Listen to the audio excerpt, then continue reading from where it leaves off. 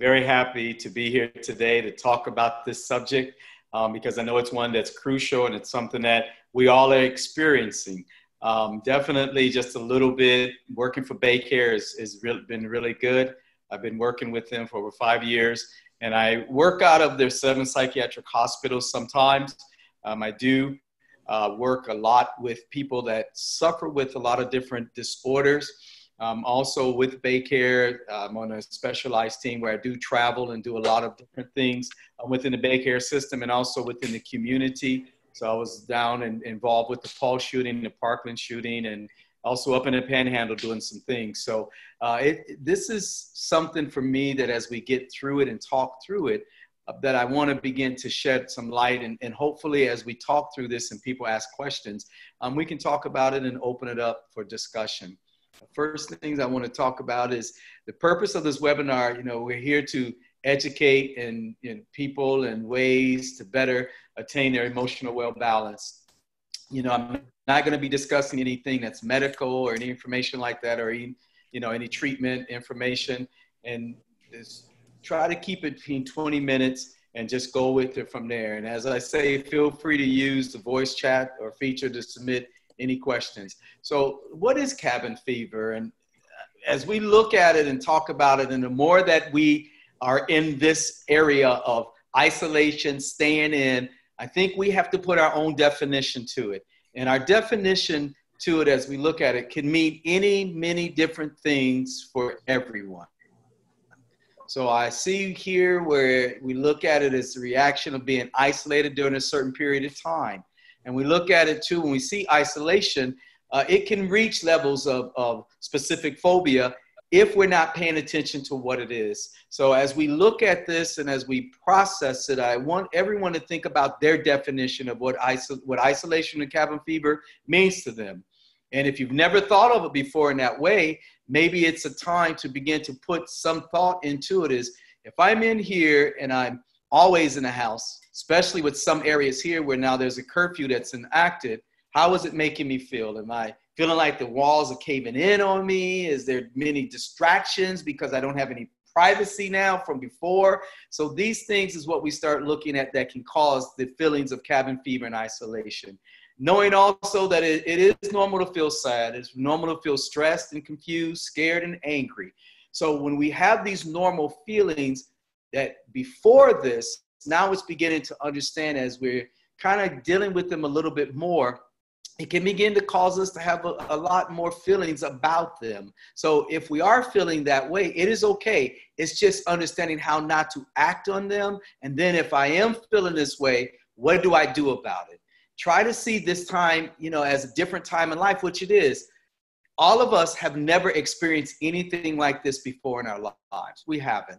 I can say for me, being in a lockdown situation, I have before, where I was in a quarantine situation outside of the United States, where I was in a martial law, where we were locked down. But this is different.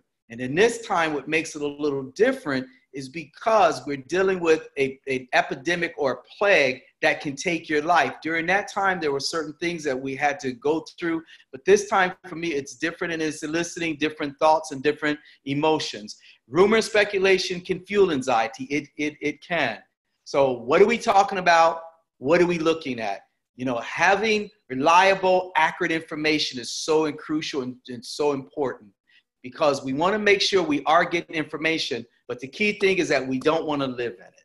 And to me, that's the most important thing, is getting information, because we do need to know what's coming up. What is the governor saying? What is the president saying? What is the local news saying? That's okay to get. But the thing we have to be careful for is when we're getting that information and it's not accurate, it's rumor, it's speculation, such as I'm talking to some friends and they might say this, and it's not true. It's just based on some of their fears that they might have heard someone say. So now I have to be careful and not live in that. So that's why we want it to be reliable. As we move into this, prioritizing your self-care through this whole process is something we have to pay attention to. What is my physical? What is my emotional? What is my spiritual? What is my physiological? What is my psychological care about for me in this time? Maybe these are things that I never thought about before, but now I am in this situation where I have to begin to think about them and how to live through them. Ways to do that is knowing your stressors and what are your stress buttons. What is causing you to feel stressed? And you notice I said what is and not who is, because of course in the house, now we're around family, kids, we got all these things, those things we can begin to identify as stressors, but we want to kind of set that back and not so much look at them as a stress, but understand the situation that we're in. So knowing those things is key. As we begin to look through this, boredom right now is beginning to be something that I see we've never thought about in this term before. So we have to start recognizing what is our boredom about. Our boredom is uncomfortable. As we see here, it's quite unpleasant feeling that tells us something is not right with our lives. So that is creating that feeling of boredom. It's a request for stimulation, a signal that our needs are not being met, and a feeling of being trapped or feeling trapped. That goes back to the cabin fever and the isolation. I'm feeling trapped. So now this is a new way of thinking and actually a new style of behavior, because before our boredoms could have been, we worked all week, we come home on the weekend, I just want to sit and do nothing. I just want to live in a bored state. That time we had that, but this is a new way of boredom. This is a new thought when we look at boredom, a totally different mindset of what we think boredom is and what it is not. And for some people, they may not even see it as boredom. However, when we start looking at what it is now, what is it creating when I've watched all the Netflix and I can't watch it anymore? When I've listened to all the Pandora and I'm just tired of listening to music? When I've played all the board games and I just don't feel like playing anymore? What do I do? That's the part when we start talking about the new boredoms, because that's where it goes into. So having an idea of what that is so important for us. So what are our essentials to healthy thinking? Number one, I would say, is stick to a routine. If you got up to go to work in the morning and you took a shower, hopefully I pray, and you brushed your teeth and you came and got breakfast, you laid your clothes out the night before, stick to that same routine. You know you have a work area that you have to establish. So now when you get up in the morning, don't come to the work area in your pajamas. If you put on a suit, you might not want to put on a suit now, but you want to put on some clothes, something to dress up as if you're going to the office. To me, sticking to routines, daily routines right now will help in prioritizing your care. It will get you into a situation where now you are back trying to do some of the things that you were doing prior to COVID, prior to this lockdown. Stay in touch with family and friends on social media. Don't try to sensationalize things, which means don't over-exaggerate situations. Don't go overboard with certain things. Once again, do not live in these things. Recognize if you're talking about them too much, if you wake up in the morning and even while, and I know this is a distraction for some people, but it's happening. You're at your workstation, whether it's a table in your kitchen or in your den, or you hear the TV on and it is on the news all day long. It never changes. Going from one news program to the next news program, trying to get, you have to limit that information so you don't become overloaded. That's where it says finding a balance. You have to have a balance now in your overall thinking that will help encompass your stability of thought. You have to work on those balances, and the way you can do that is sticking to a routine. That's so important because it helps to bring balance into your life. And at this time, we need balance even more so. It's even more so critical that we acknowledge our balance. Definitely acknowledge our feelings. We have to do that. If I'm feeling angry, if I'm feeling mad, if I'm feeling frustrated, I have to identify those feelings. Why? Because those feelings are going to help me come into a balance in my thinking, because now I am able to identify them for what they are and then begin to work through them. Frustration and irritability right now is a big thing for people, and identifying those two emotions is key in helping you to process through this time of being inside the house and isolated. Some other ones we look at is definitely exercise, mindfulness, walking, being mentally aware of the things that's going on. You know, when we were working and going to our offices, we took breaks. We have to do the same thing this time, but I would caution the breaks as we do it this time. Make sure that there's no distraction in the break as you do get up just to step away for a little while. And when I mean by distraction, which means when I take that break and when I come back, focus on my work. Don't have my pets on my lap. If I have pets, those kind of things can be distractions and hinder us from getting back into the flow.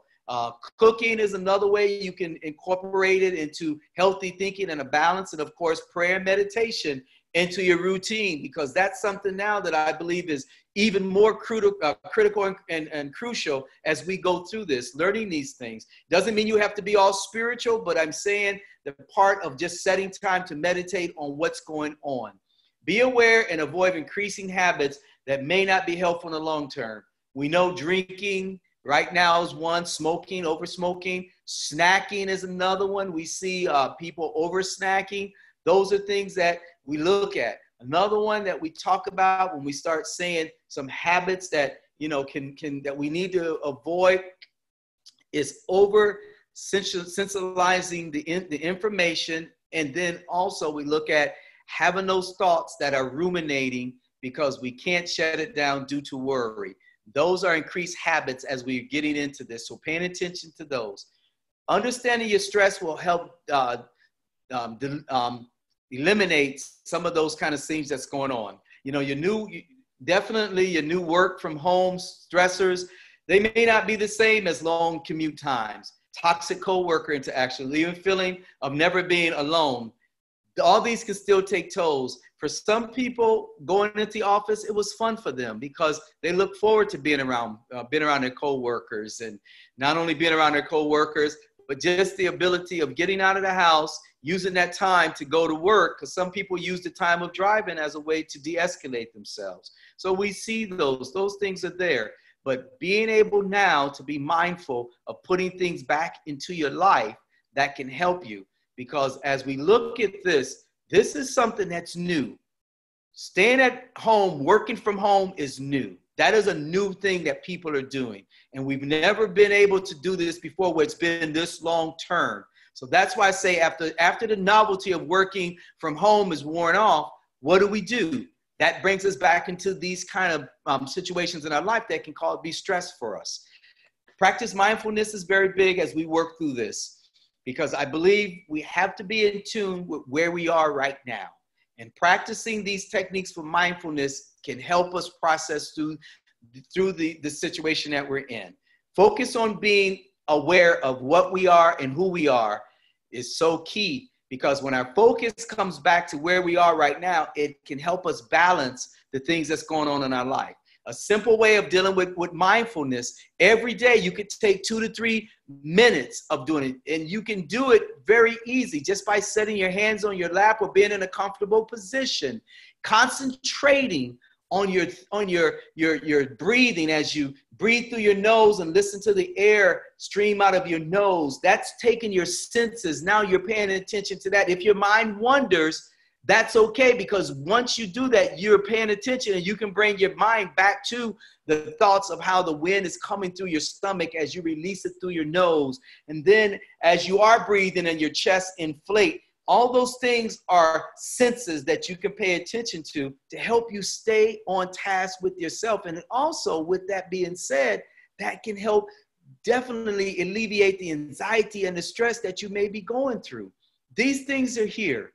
It's just learning how to work through them right now is so important. And mindfulness is one practice that can help you relax your body, your mind, and reduce the stress that we're all under as we're here in the house and as we're spending great deals of time inside. These are the things that we have to begin to work on to help us process through cabin fever. As we get through this, these are some of the resources that are there. Of course, BayCare, we have our student and our employee assistance program. And when we look at this, one of the things I say to people, if you are experiencing any feelings, any emotions of feeling overwhelmed or stressed or anger or irritable, please contact our offices. We're here to help. Don't think you're going through this alone. We see our numbers there, 1-800-878-5470. So we're looking at our student assistance program and our employee assistance program. But even if you're not even if the college that you're working with is not even in BayCare, please reach out to your EAP programs. We are here to help. All we need right now is everybody to be compassionate with each other, helping each other through this process, because only thing we have is us. And through this, we can make this better and we can make it great. Please don't sit in isolation by yourself. Please reach out for help. If you got something going on, ask somebody, hey, I'm feeling this way. Talk about it so you can get it out, because we don't want to lose anyone. We want everyone to be whole and healthy. So as we close today, if you have any questions, please, by all means, let's talk about it. Let's open it up for discussion now. So I'm back with you, Masha. So if you want to open it up for discussion, if you have any questions, I'm here to take questions openly. Okay. Do we have any questions for Tracy? Has anyone been experiencing anything that they, I know just here in our office, Eileen has little ones, Charlie has little ones, and as we've been trying to set up our webinars and coordinate things from everyone's home, it has been quite interesting to see one of Charlie's little boys climb through a window. Eileen's little boy, climbed into her lap, and she was trying to get us all organized. So working from home has unique challenges. Working from home with your family has unique challenges. Yes, it does. And I think what we're here today trying to say is that you're not alone. We all are experiencing some things that we've not experienced before. I call myself extroverted introvert. Okay. I love to be around people and talk and engage. And then when I'm done with that, I am so done with that. Right. And then I love to hibernate and go home and recharge. Well, right now I'm having a lot of recharging because I'm not being around people. So I'm having to adjust. I don't have little people. I don't have kids. I'm with myself a lot. And having to figure out how to reach out to people, how to call people when I'm feeling a little, isolated, is my new challenge. So we all are having to recalibrate ourselves in some way. Yeah. Let's see, what you mentioned, Masha, is sir. actually that new normal for boredom. Yes, sir. Because that's that part that sometimes right now we're not putting that word with the emotions that we have going on. And what you just mentioned is that's the new boredom that we're all living through. Yes. Roger Williams has his hand up for a question. Okay. Eileen, I'm going to unmute him and let him say his question. Oh, okay. Hello, everyone. Thank you so much for this presentation, everyone. I really do appreciate it. Can you hear me?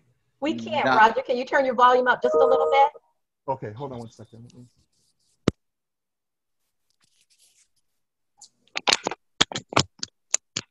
Okay, is it any better? Yes. Yes, that's better. Okay. All right, perfect. So my question is, I think I'm a little bit of the opposite when it comes to news and information, because for me, when I check the news and I know what's going on, even the crazy counts of the different residents from different counties and the numbers and people who are infected and stuff like that, when I get that constant stream, interestingly, it actually puts me at ease because it makes me feel like I know what's going on. That's good. As opposed to, I know that the thinking now is, don't inundate yourself with news and information because it could drive you crazy. But actually, for me, it's the opposite. When I know what's going on in the world, when I know what the task force, the president's task force is doing, when I know what the governor is doing, it actually puts me at ease. That's so good.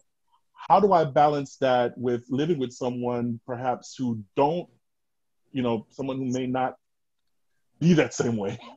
Well, and you pose a very good thought with that, because, even getting that information, if we're getting it too much, we still have to make sure we're balancing that, because, information in and of itself is good, but if I'm getting too much of it and it's, it's really, like you said, it's causing you to de-escalate and feel good, but having that balance there. So if you have someone like you that you're asking, and you have to have that balance where you both are discussing the information that's coming across with each other, where it's not too much, it's not overboard, and it's not a constant thing.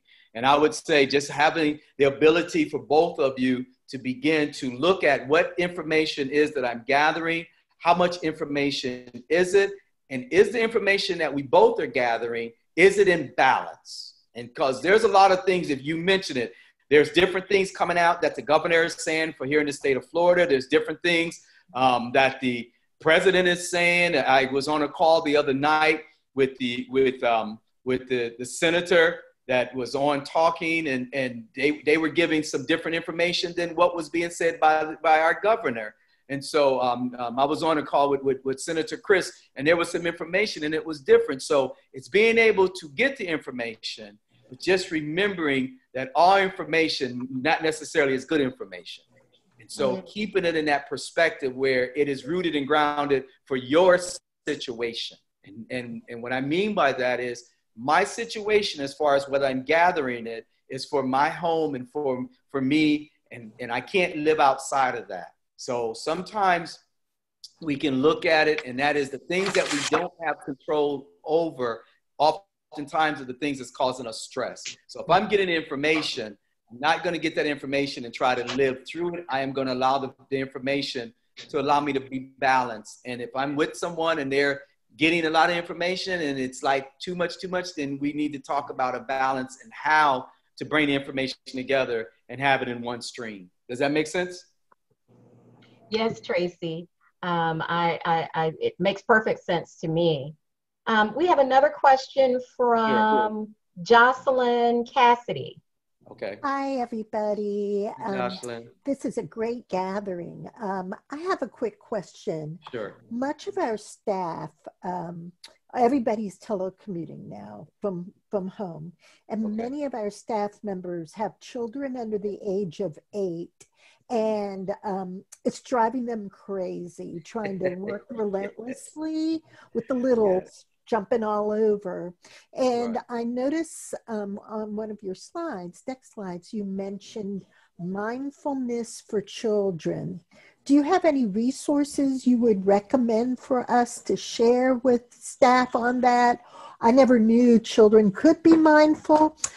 So I would appreciate, or is it the same exercises? Should we teach the children how to sit and breathe and watch their breath, or things like that? Thanks. Right. You're welcome. That's a good question. So when we look at mindfulness for children, especially when we start identifying the ages with them, there are certain behaviors that you can do for them. Of course, they're not going to be able to do the same ones as we are adults. But for kids, when you start talking about mindfulness, the thing is talking to them about this situation at the level where they are. Because like you said, an 8-year-old can understand what's going on. They may not have the whole nuances as far as the fact of the governor said or the president said in those adult ways, but you can explain it to them and then do some exercises with them. Exercises that can go along with the kids is doing having some games set up where you're allowing them to do like sensing, like their senses within their body, how they can begin to work on looking at those senses. They can write down little things. You can explain the parts of the lungs and those kind of things, because with kids, you can do those things and they can learn those things. You're not going to do the full out meditation as if you would do it if you were doing yoga, or the mindfulness in a way where you're going to have them sit with their hands and breathe, because for kids, their mindset and their ability to stay with that is not going to be there. Their attention span is going to flare off. But you can begin to teach them and talk to them about what does it feel like. And even with that, you can do little things like even asking them, okay, close your eyes for a few minutes. And we're going to think about when you breathe, think about as I breathe and what noise do you hear as I'm breathing? Because now you're getting them to pay attention to the senses. You're getting them to pay attention. Like you can say to them, like, when you breathe, what does your chest do? Because you're getting them to kind of focus back on their bodies. And that's easy to do when you're talking to kids, because kids like to play. So you can use it in a way where it's a play game for them. I would say, like you mentioned, parents whose kids are under 8 and they have a lot. In this slide, I talk about a routine. And I believe right now for parents and parenting, that is so crucial in setting a routine with your kids right now. A sleep routine is so important with our kids right now, is setting that sleep routine in for them, and then a wake up time, because we know if they're in school, they're used to waking up at this time. So now you're going to set a routine and what's going to take place, and having a plan and a pattern for how the day is going to be planned and spaced out. That's the way to begin to de-escalate those feelings of overwhelmness, those feelings of being stressed, because we know now parents, mothers, fathers who are staying at home, they're having to be the teachers now. And this is a whole new avenue for some of them.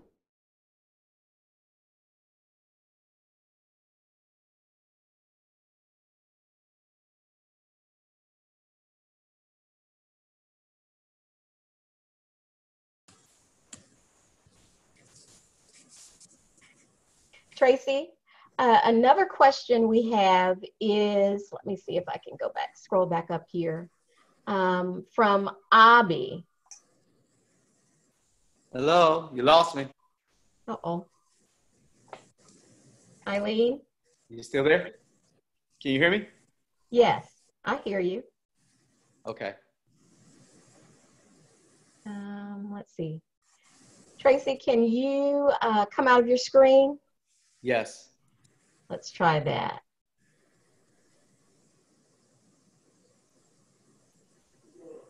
Eileen, can you hear us?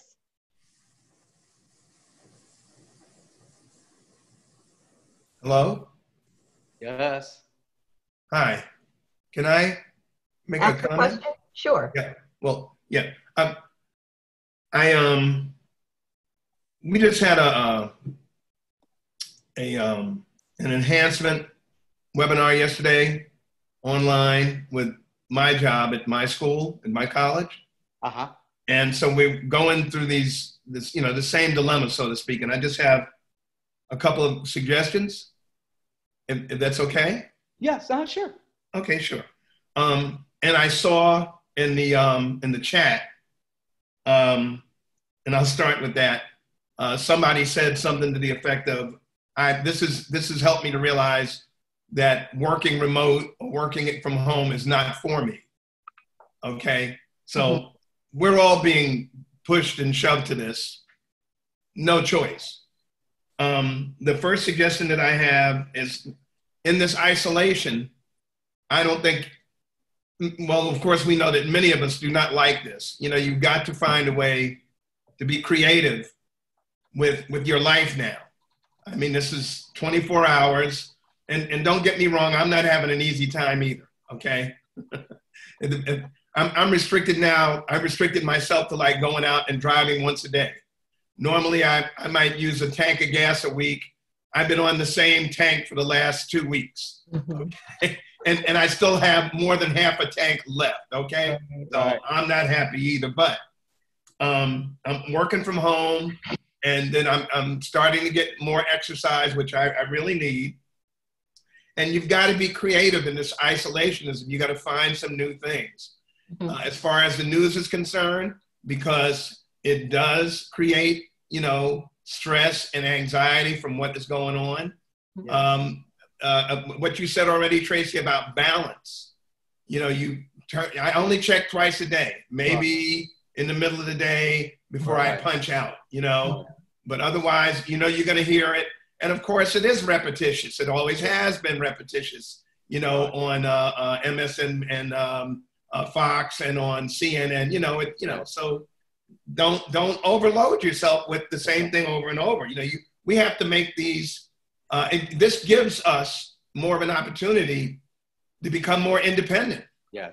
That's true. You should up your game on your thinking, on your self-thinking.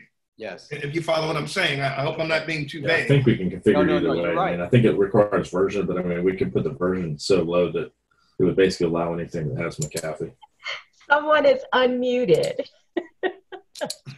So Carlton, can you finish with your thought, Yeah. what you were saying? Let me wrap this up. And filtering, that's the last thing. Sure. Filtering all of these things that we hear, because Yes. our world is so full Sure. on the regular, the normal, of Yeah. all of this marketing being bombarded constantly anyway. Yeah. So again, going back to creativity, and I'm wrapping it up, we've got to develop another sense for filtering everything that we hear. Yes. And also going back to self, this is an opportunity not to go on a super ego trip, but to increase your value of self. Sure. Okay. Yeah. All right. And maintaining, and it's a fight because there's so many things going on, especially if you have children. Right. God bless all of you that have kids. Mine are grown. I'm retired from that. I'm with you, Carlton. So you take care now. Thank you very much. So Trey- Carlton, what Yeah. you said is excellent, because those are the things right now that are causing stressors in people. And it's just the fact of us being locked down and we don't like. From what I recall before, there's configuration change. You got to change some of the group mappings and stuff. Go ahead, Marcia. There's a Okay, way more fast. We yeah, got thank you, Carlton. I had a question from Abby, and her question was They simply, are, but when you change the mode, it changes how LDAP and everything else maps and does it searches and everything. Eileen, can you see You have to who's reconfigure unmuted? all that, from what I recall. Who's Eileen, unmuted? mute everybody for a second. And Okay. Well, that's why I was saying we can just copy the current realm and just use that to test with. That way we can see what the effort is, and that way we can have it all. Oh, we might have lost Tracy. Ready to go. Or we could just. No, I'm still here. I'm just trying Okay. to figure out It who's is a global change, but it impacts other somebody is settings still talking. within the realm. Oh, hold on. It's not a global. I think you got it now. You got it, Elaine. You got it now. But Marcia, sorry, Abby's There you go. question was, with everyone being in the home together, what do you do? It may not be easy for you to go to get out and get away, and so she's wondering, what suggestion or recommendation do we have for when you get upset and you're irritated? What do you do? Whose question was that, Marcia? This is Abby. Okay, Abby Albie. Kalis. Okay, that's a good question, Albie, because when you're in the house with everyone and this is a new experience, where can you go to get away? That's one of the first things you have to put a plan in, because you know these distractions are going to come.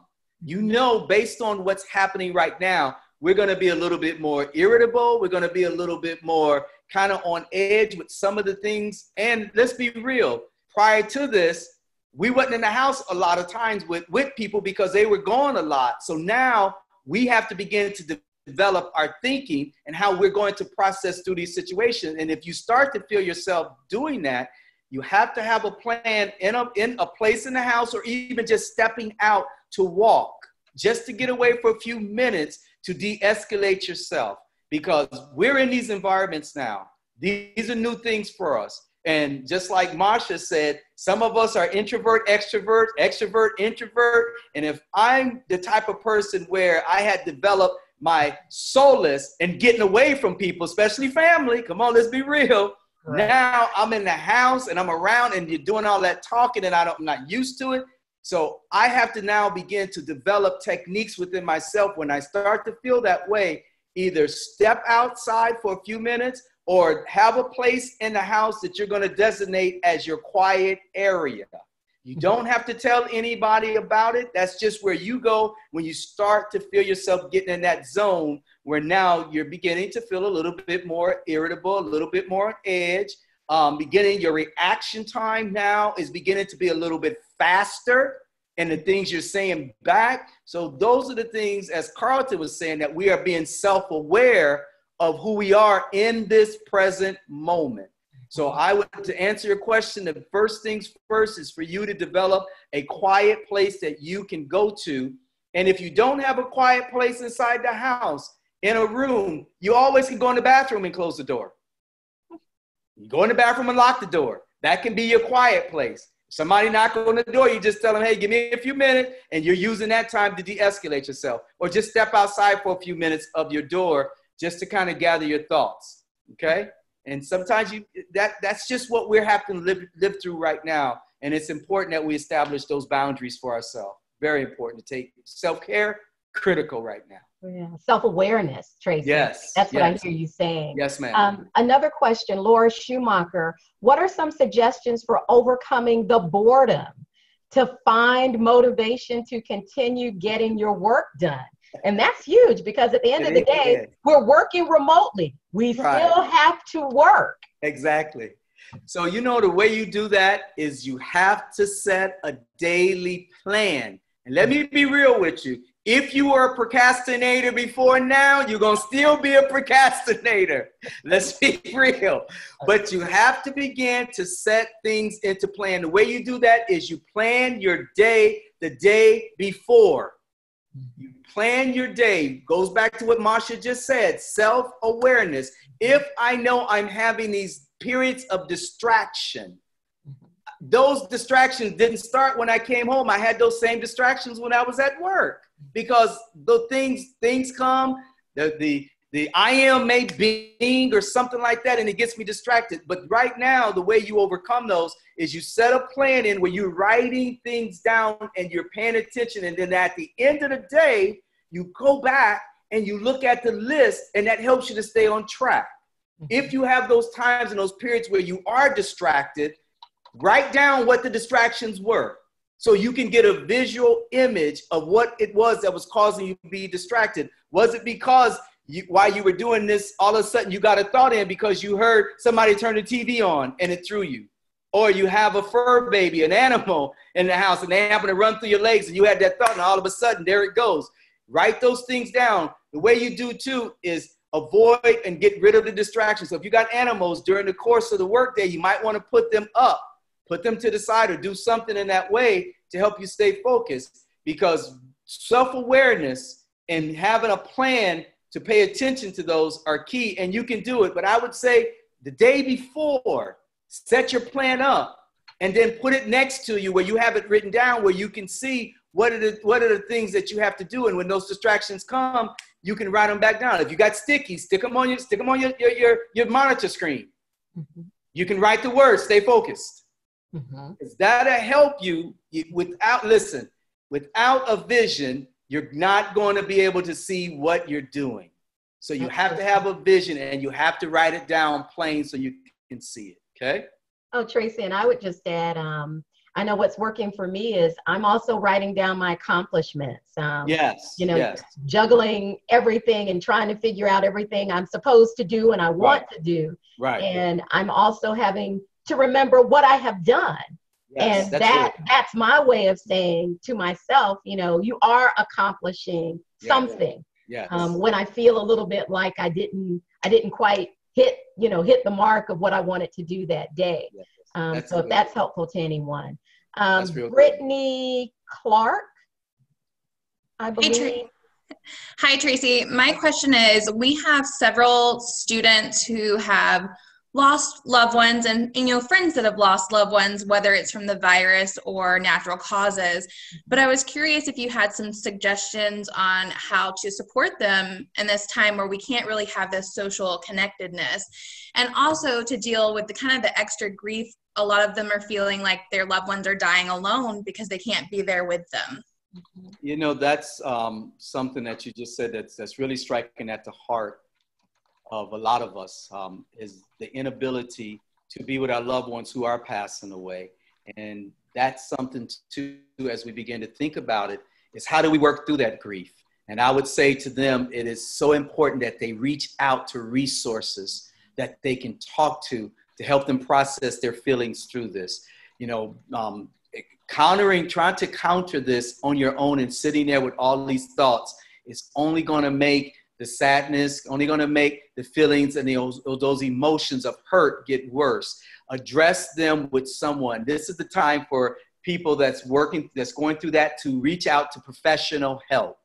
They got to reach out to professional help, whether it's clergy on the phone, they can do Skype, and they can do Zoom meetings just like we're doing now. That's one of the things that I have said. I do teletherapy. So if they have that, they can do that. Reach out to someone that can help them process their feelings. Them talking to their family members, one of the things in being able to talk to their family members is being able to talk to them in the way that they're going to guide them towards someone that's going to be professional to help them through this process. Because this is a hard thing for everybody, not being able to see your family member who might have passed away, and now because before you were able to go to a funeral and do those things, you can't do that. Imagine the loss and the abandonment and the hurt that's going on through their lives, especially if their families were real, real close. So I would say for you and for them is definitely reaching out to someone that's professional that can help them process their feelings. Skype calls, stay in touch with them, talking to them on a regular basis, helping them to understand that the feelings that they're having, they are normal. Right now, it is normal to have those feelings of grief and hurt because I wasn't able to see them and wasn't able to talk to them and wasn't able to be there in the hospital.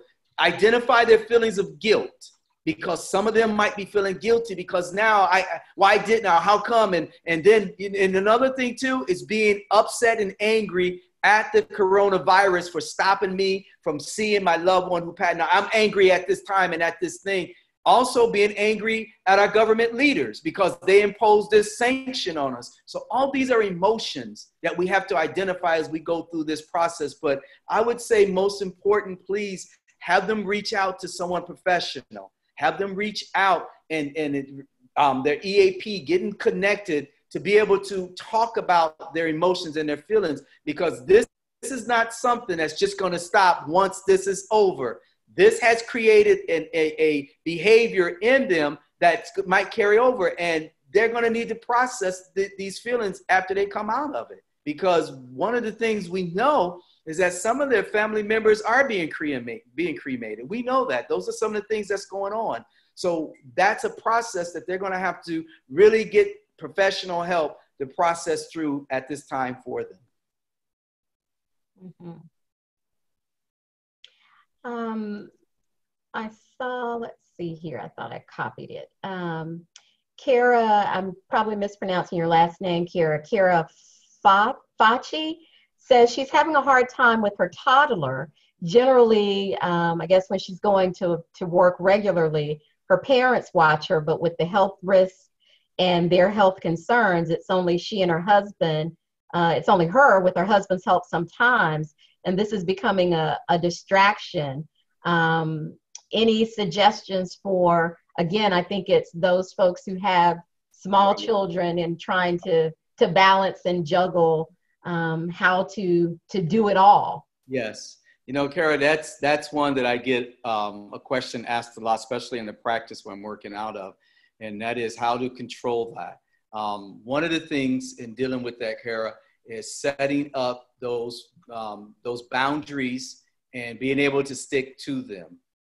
Like you said, your parents are there, they can't always do it, and I understand that, but for you to be able to have a plan, but the plan has to be rehearsed during the day after you get off of work, so now you can put it into practice the next day. It doesn't mean you're going to get it right the first time. It doesn't mean you're going to get it right the second time, but if you keep instituting it and keep doing it, it'll begin to kick in, and that'll even help you to prioritize your self-care, because I'm pretty sure it is difficult in this, you know, especially with toddler. With that age, they're wanting a lot, they're doing a lot, but I would say set up a plan in how you're going to set things aside. Maybe you have to set them out the day before, and you should set them out the day before, where if you know you have, you know, like they have this time, and this time, you have to set that. And then you can use that time as your break during your work time to establish those things. And that can give you a plan and how you can begin to establish those things even with your job. Because like you said, you are at work, but you still have to maintain that. And you and your husband can kind of balance that too. But I would say set those things up the day before or after you get off from work and begin to work on setting those things into place. Having it written down for you to see it, but use your time for break to kind of establish some of those periods where you can pay attention to that. Awesome.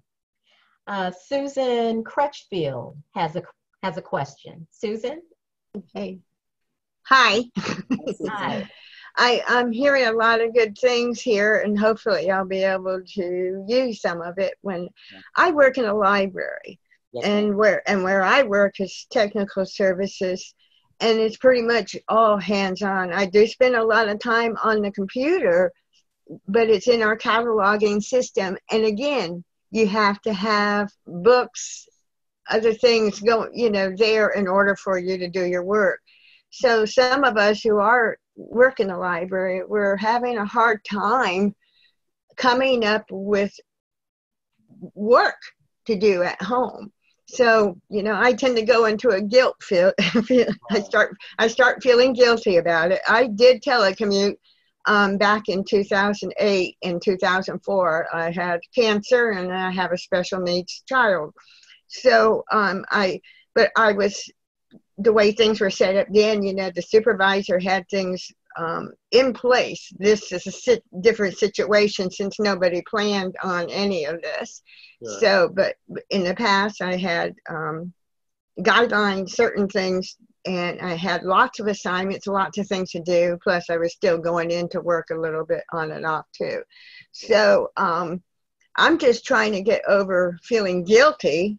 Sure. Because I am not constantly working, that full 8 hours. And my supervisor understands, she knows the situation, our director knows, and he's aware of what, little we have to do at home. Right. So I'm just trying to cope more with that, because with the previous telecommuting, it was much stricter. Right. So I'm going on previous experience and trying to get with the new routine here now with doing this at home. Right. And I imagine that, Susan, can be one of those things that can be daunting. And like you said, feeling guilty. But I would take it back to what I was talking about when I said the new boredom, because that's exactly what's going on with you. You had a lot before, now you don't have very much, and it's creating that in you. One of the things I would go back with you is go back and talk with your supervisor. Set some things up and talk with them about, the way you feel, and maybe they can add some more things in to help you process through this. Because one of the key things as we all are processing through this is being able to stay in touch with our directorate, those that are over us, to let them know what's going on with us. If I feel as though I'm feeling guilty because of this is a conversation I have with your supervisor, so they know how you feel, and then they can help you process through it. May not be the fact that they can give you more work, but it may be the fact that just you talking with them about it, they can begin to help you to process it, and then help you understand you don't have to feel guilty for that. That's something that's not in your control because of what's taking place with us in the coronavirus and staying at home. So I would lead you back to your supervisor just to talk to them about that. Open up, I'm feeling a little guilty because I don't have this much work, and then they can talk to you about it, and they can navigate you through it.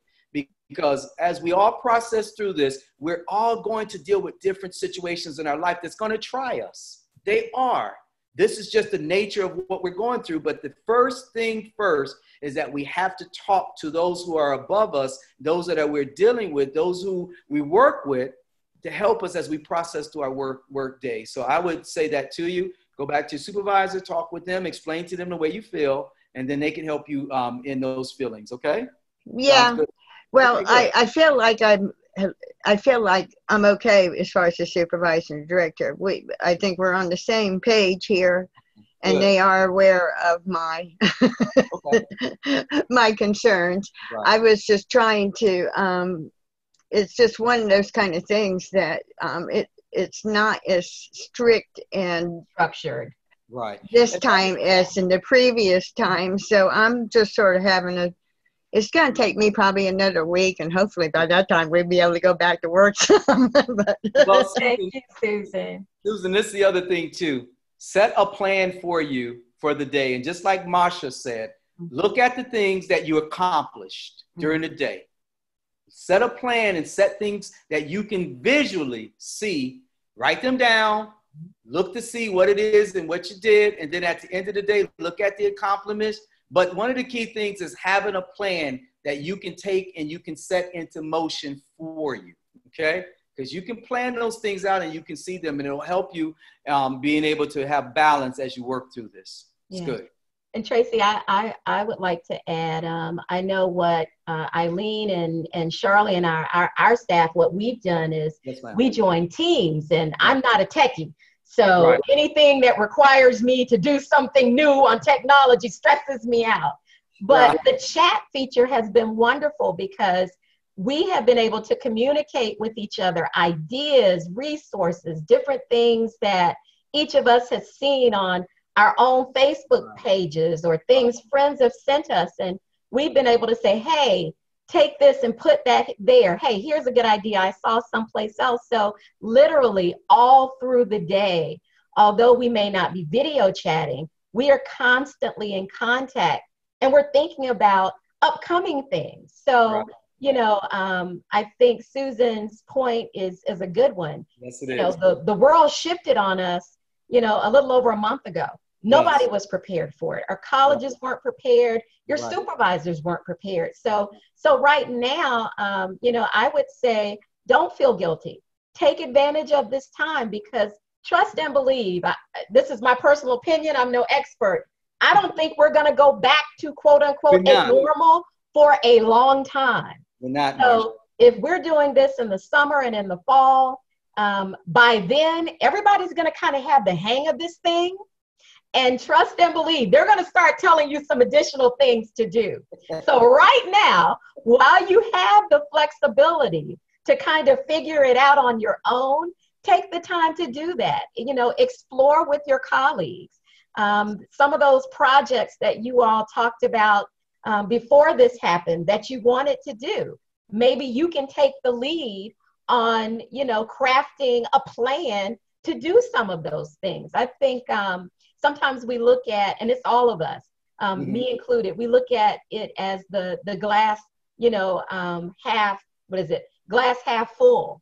And we really should be looking at the opportunity that we're being given. I know I'm talking to my mom every day, and I used to get irritated with her if she called me every day.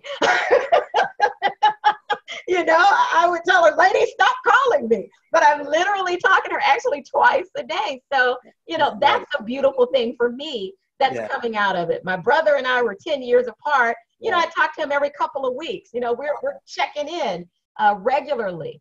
So again, finding those little gems for you, you know, those of you with children, how many of you have such busy lives that you may not have really been that in tune to your kids, and this is allowing you to spend some quality time with them that you may not have been able to do before. So I'm saying all of that to say this: professionally, yes, I think there are opportunities for us to figure out some things, to look at some projects, and to take the lead. As I said, maybe show yourself as a leader in a way that you've never been able to do before professionally by volunteering to take on a project, or at least to coordinate it.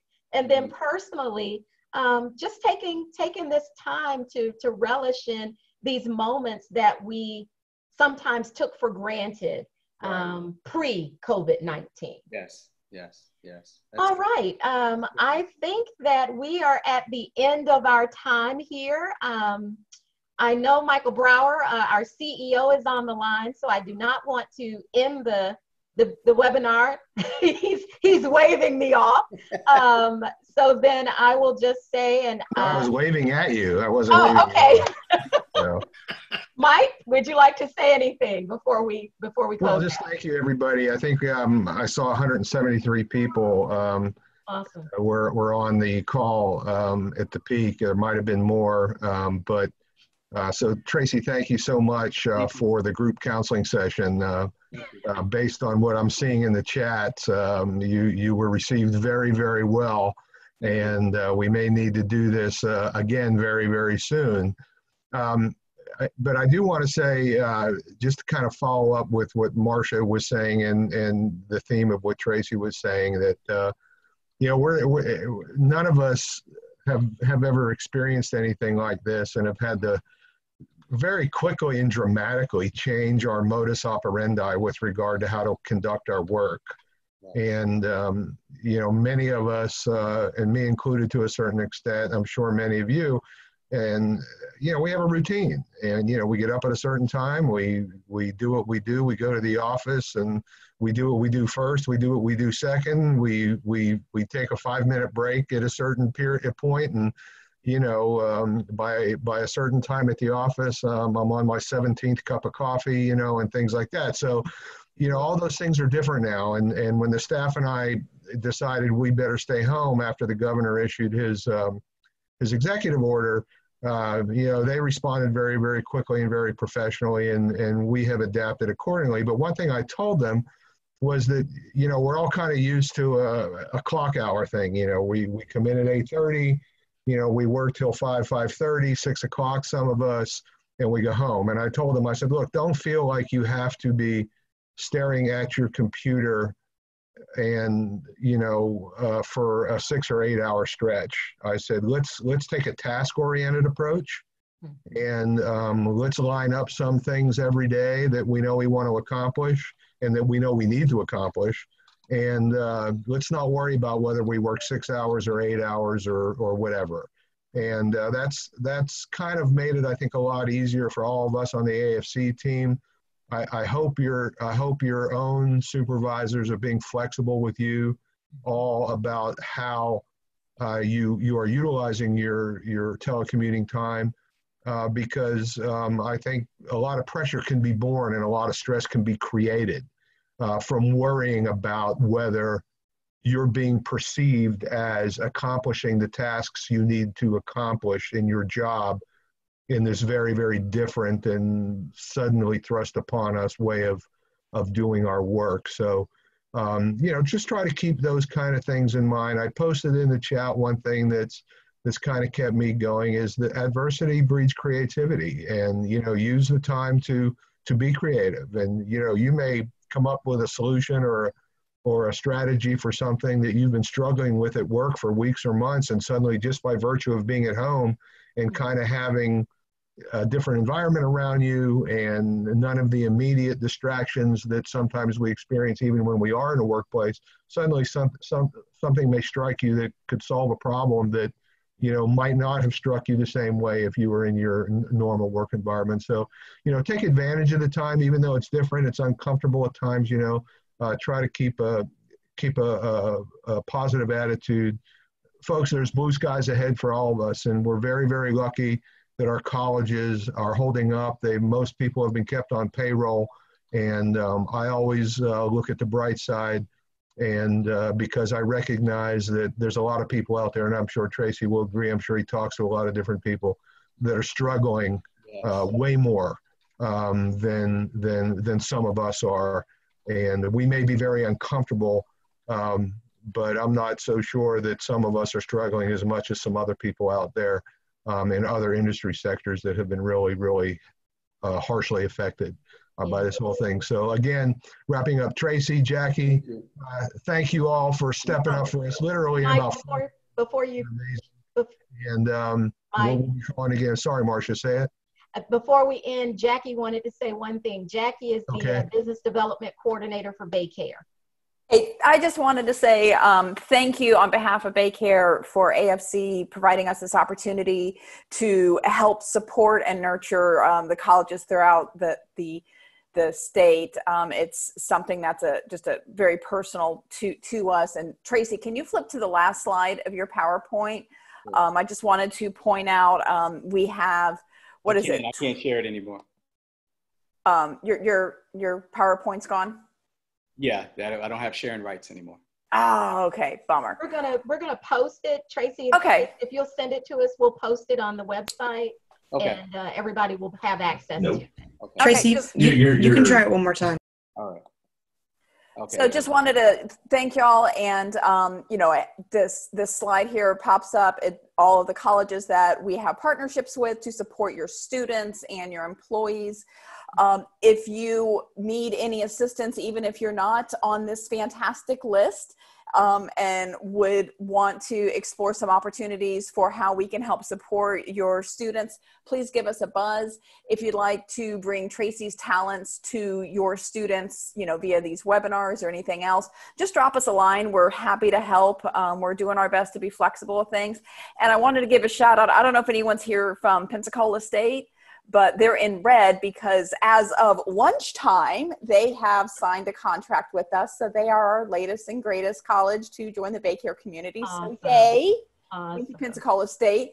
And Michael, since you gave me a hard time last week about my Florida hat, I have represented my alma mater, first go around, HCC.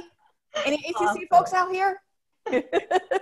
There were a couple of HCC folks on the All right, good.